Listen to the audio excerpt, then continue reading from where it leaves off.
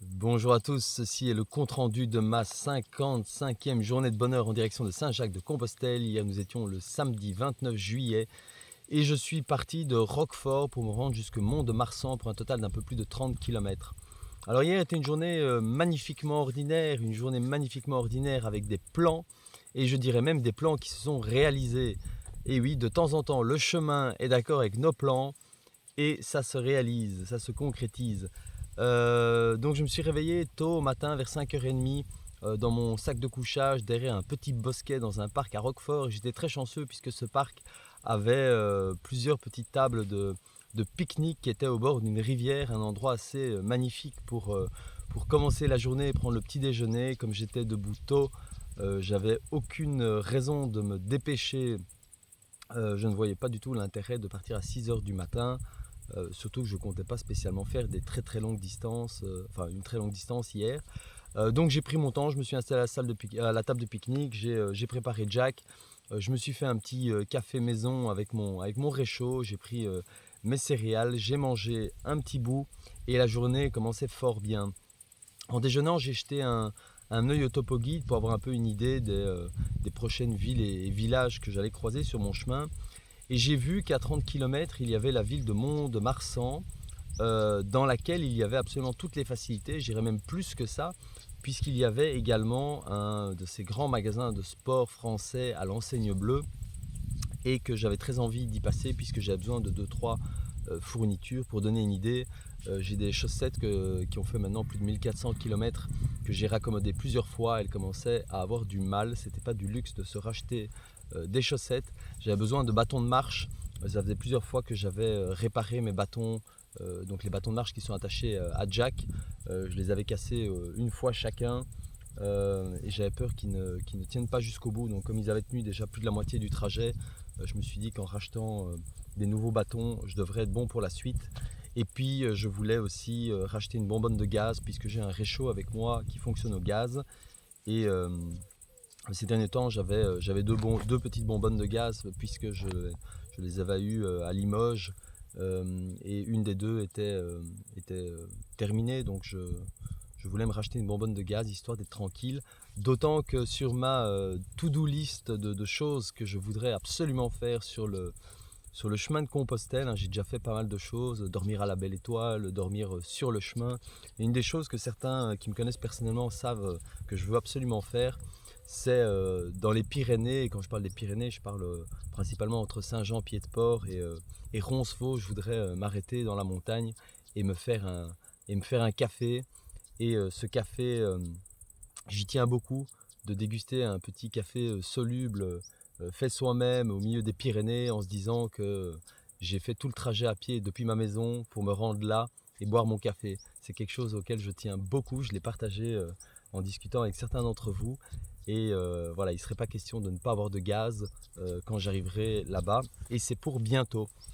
Donc voilà, j'avais besoin de faire des petites courses, donc je me suis dit, je vais aller jusqu'à Mont-de-Marsan. Je venais de terminer 4 nuits de bivouac. Alors imaginez un petit peu le truc. Vous venez de marcher pendant du coup, un mois et demi. Vous avez marché plus de 1400 km. Ces 4 derniers jours, vous avez bivouaqué dans la nature. Sur ces mêmes 4 derniers jours, vous avez parcouru plus de 150 km. Eh bien, il est temps d'aller trouver un endroit où avoir de l'électricité, prendre une vraie bonne douche. Et donc je me suis dit, c'est une ville, je vais me prendre une petite nuit en hôtel. Je fais pas ça souvent. La dernière fois que j'avais été à l'hôtel, c'était à Troyes, si je me souviens bien. Et bien sûr, dans ce genre de cas, imaginez l'hôtel de luxe, avec le service room, avec la piscine, avec le restaurant. Eh bien, on est loin du compte. J'ai trouvé beaucoup mieux que ça. J'ai trouvé un magnifique et modeste hôtel 2 étoiles qui avait tout ce dont j'avais besoin. Un lit, une salle de bain, de l'eau à volonté pour recharger mes gourdes et pour prendre une douche. Et pas n'importe quelle douche. Vous voyez, ces douches où, quand vous activez le dispositif, l'eau coule abondamment, sans s'arrêter. Pas comme dans les campings où vous appuyez sur le bouton, ça dure 1 seconde et vous devez rester appuyé sur le bouton. Non, non, non, non. Vous l'enclenchez, ça coule et vous pouvez profiter quelques minutes. C'est génial. Donc un lit, une salle de bain, de l'eau et de l'électricité pour charger mes différents objets connectés, notamment ma batterie de rechange, mon GSM et puis ma montre aussi qui est à batterie. Et cet endroit paradisiaque était superbement situé puisque j'ai trouvé ce magnifique et modeste hôtel juste à côté du chemin de Compostelle, mais vraiment juste à côté. Donc j'ai pas dû faire des kilomètres additionnels pour m'écarter du chemin et aller à l'hôtel. Et en plus, juste à côté du magasin de sport. Donc je vous le dis, j'étais mais ravi, ravi, ravi. J'aurais pas pu trouver mieux. Un hôtel avec tout le confort ne m'aurait pas plu du tout. Là, c'était de la toute simplicité et j'ai tellement apprécié. J'ai d'autant plus apprécié que comme je me suis levé tôt et que je suis parti tôt, eh ben, les 30 km, ils étaient faits à 2 h de l'après-midi. À 2 h de l'après-midi, j'avais fini de marcher, j'avais atteint mon objectif. À 2 h 15, 2 h 20, j'avais les clés de ma chambre, je rentrais dans ma chambre, j'ai pu poser mon sac, aller prendre une douche absolument délicieuse. Et n'oubliez pas que j'ai fait 4 nuits de bivouac, hein, donc je vous assure que cette douche, il y a 2 jours, j'étais dans la rivière en train de me laver. Hein. Donc cette douche, elle était absolument magnifique. Je l'ai tellement appréciée. Ensuite, j'ai pu aller au magasin de sport, acheter les 2-3 pièces d'équipement dont j'avais besoin, retourner à l'hôtel. Et puis là, on fait un peu le grand ménage. Hein. J'ai sorti tout de mon sac, absolument tout. J'ai commencé à me débarrasser de petites choses. J'avais des emballages de choses. J'avais une partie de mon topo guide d'ailleurs, j'ai enlevé les pages d'une bonne partie de mon topo guide dont j'avais plus besoin pour gagner un petit peu de poids. J'ai été faire des courses aussi pour faire le plein de nourriture pour être tranquille les jours prochains. En gros, je me suis remis à neuf, tout est chargé, j'ai de la nourriture, j'ai lavé mes vêtements bien sûr, j'ai fait ma lessive à la main, mais quand vous avez une salle de bain et tout ce qu'il faut pour le faire, c'est autre chose que la rivière. Donc j'ai pu laver une bonne fois mes vêtements et je me suis un peu reposé. J'ai restructuré mon sac. En gros, je me suis mis bien, je me suis reposé et c'était tellement agréable. Donc une belle journée pour moi hier. 30 km qui est une distance que je trouve absolument raisonnable pour avancer petit à petit vers les Pyrénées. Ce matin, je crois que j'étais à encore 140 km de Saint-Jean-Pied-de-Port. Donc voilà, j'essaie pas de faire des plans sur plusieurs jours, mais bon, a priori, je pense que si tout va bien, Saint-Jean-Pied-de-Port, c'est pour fin de semaine prochaine. Mais bon, ça on verra plus tard, pour l'instant c'est au jour le jour, mais bon, j'approche très très fortement des Pyrénées, ça c'est un fait.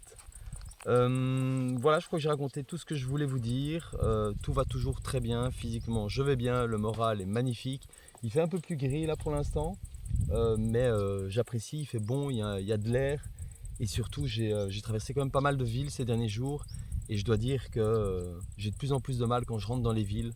En tant que pèlerin qui passe des heures et des heures, des journées entières dans la nature, qui bivouaque dans la nature, qui mange dans la nature, qui fait tout dans la nature. Même si je viens de la ville, je suis de Bruxelles et j'habite là-bas depuis longtemps, je me suis habitué à la nature et quand je retourne dans une ville, c'est toujours un peu bizarre. Je sais difficilement expliquer ce ressenti, mais c'est bruyant. Et quand je dis bruyant, je parle même pas des voitures ou des gens, je sais pas. Il y a une autre énergie dans les villes et on est content après d'en ressortir et de retourner dans des coins un peu tranquilles. Vous voyez ici, je suis tout seul, je viens de faire ma pause repas, je viens de manger tout seul ici dans un endroit absolument tranquille et c'est tellement appréciable. Voilà, sur ce, j'ai terminé de vous raconter tout ce que je voulais vous raconter pour aujourd'hui. Je vais vous souhaiter à tous une excellente après-midi bien évidemment. Et puis, comme toujours, je vous souhaite à tous un très bon chemin.